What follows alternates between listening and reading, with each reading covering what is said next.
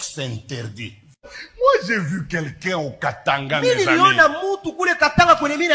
Je n'ai jamais vu un tel don depuis que je suis sur la terre. Si je vous dis comment cet homme de Dieu a fini sa vie. Ça, ce sont les sorciers qui nous ont dit en témoignage, j'ai dit. Les sorciers nous ont dit en témoignage que quand ce pasteur l'a prié, si tu es sorcier, tu quittes à gauche. Tu veux traverser sa maison pour aller à droite. Si tu arrives à son niveau, là, tu tombes. Il était puissant, fort. Nous, on le respectait beaucoup. Quand bien même il n'était pas de la même communauté que nous. Mais le pasteur là avait une faiblesse. L'église ne le soutenait pas. C'est le genre de pasteur déployant trop d'onction. Au retour, il n'avait pas de grand soutien. C'était un grand malheureux sur le plan financier. Alors, qu'est-ce qu'une sorcière a fait?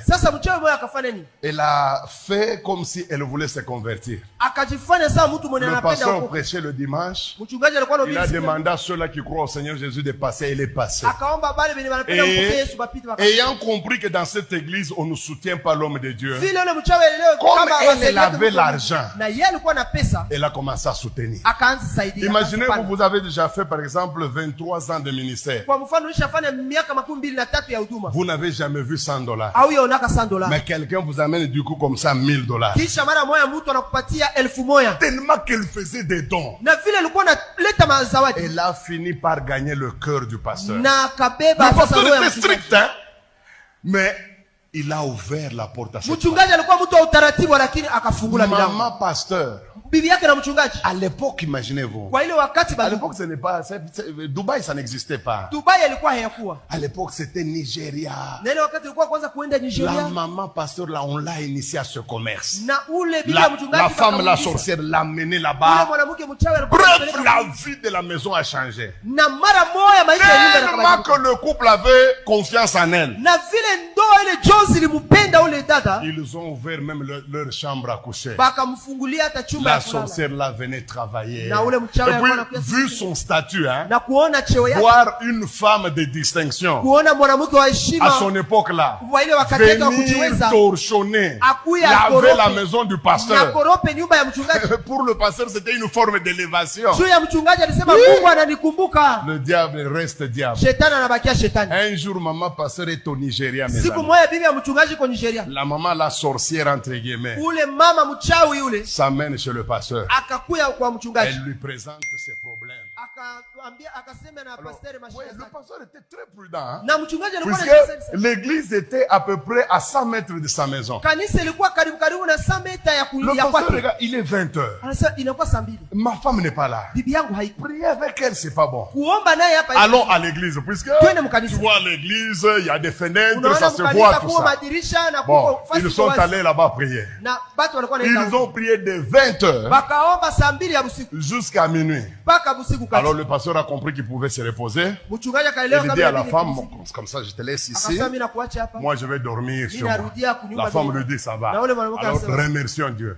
Pendant que le pasteur est en train de prier pour remercier Dieu, la femme est en train de se déshabiller. Elle est restée toute nue comme un verre. Et quand le pasteur a dit Amen, il a vu effectivement devant lui qu'il y avait Amen. Alors, ne voulant pas, le pasteur commença à se rendre vers la grande porte. La femme va utiliser la plus grande menace. Elle lui dit, ose sortir. Je vais rester nu. Et je vais crier, je vais dire aux gens que tu es en train de me violer. Le pasteur maintenant était entre son honneur et l'honneur de Dieu. Il va rentrer. Et l'irréparable va être fait. Il va coucher avec cette femme. Pendant qu'il couchait, après les rapports, la femme a pris sa sémence. C'est elle-même qui nous dit ça dans le témoignage. Écoutez ce qu'elle dit. Parce que nous, quand le pasteur a eu des problèmes, on ne comprenait rien. Elle dit, aussitôt je suis allé dans le Tchanda. J'ai trouvé les sorciers en train de faire, de vaquer à leurs occupations. J'ai l'homme que vous avez toujours cherché. Mais le sorcier là, l'homme méprisait toi. Qui es-tu pour arrêter la musique ici? Elle dit, j'ai l'homme que vous avez toujours cherché. Personne ne l'a croyait. Tant le pasteur était fort. Combien de sorciers sont morts à cause de ce pasteur-là? Mais elle va finir par convaincre le chef des sorciers. Et le chef des sorciers a dit, arrêtez la musique, nous allons écouter notre sœur. Et la sœur de dire, je viens de faire tomber le pasteur que vous cherchez il y a longtemps. Lui dit, où est la preuve? Il dit, voici son sperme, il est là. Écoutez ce que cette sœur nous a dit. Elle a dit, on a fêté toute la nuit pour ce pasteur-là. Ils ont couché la nuit, hein? Samedi. Dimanche, le pasteur est entré dans le culte, il n'a pas voulu prêcher. Il était trop pensif. Au milieu du culte, il a commencé à sentir de la fièvre. Il a dit aux anciens, conduisez le culte jusqu'à la fin. Moi, je vais me reposer. Après le culte, les gens sont allés le voir. La fièvre montait sérieusement. Avant même qu'on s'arrange pour l'amener à l'hôpital, à 15 heures, le pasteur est mort. C'est après une année que cette femme va faire le témoignage. Comment le pasteur... Nous sommes allés au cimetière, on pleurait cet homme de Dieu-là. On ne savait pas que le pasteur, on l'a envoûté avec le sexe.